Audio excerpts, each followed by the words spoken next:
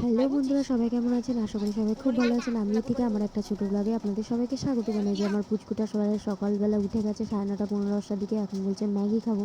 আমি এদিকে একটু চা খেয়ে নিয়েছিলাম। আর ম্যাগিটা খুব একটা দেওয়া হয় না, শরীর টরীর খারাপ থাকলে একটু জেদ করলে তখনই দিই। আজকে বলছে আবার ম্যাগি খাবো মা, ম্যাগি করে দিলাম, করে দেবো আর কি। এখন ভাইয়ের পুজো পুজো হয়ে গেছে সকালবেলা। আজকে হলো নবরাত্রির সেকেন্ড ডে। আর এই যে আমার ছেলেটা মাঝে মাঝে ঠাকুরের সামনে দাঁড়িয়ে কী বকে আমি বুঝতেও পারি না, যাই হোক বোঝার দরকারও নেই। আর ভাইয়ের সকালবেলা সব পুজো টুজো হয়ে গেছে, এখন ম্যাগি করে ছেলেটাকে খাইয়ে নিচ্ছি।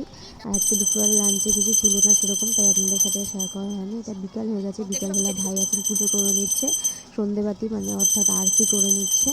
আর এগুলো করে সব ভাই কমপ্লিট করে আমি আর ভাই আমার পুচকুটাকে নিয়ে একটুখানি বেরোবো। আমার পুচকুটার শরীরটা খারাপ, কিন্তু তাও একটু বিকালবেলা না নিয়ে বেরোলে খুব জেদ করে। এখন এই দোকান দেখবে, দোকানে নিয়ে যাবে মামাকে কিছু কেনাতে।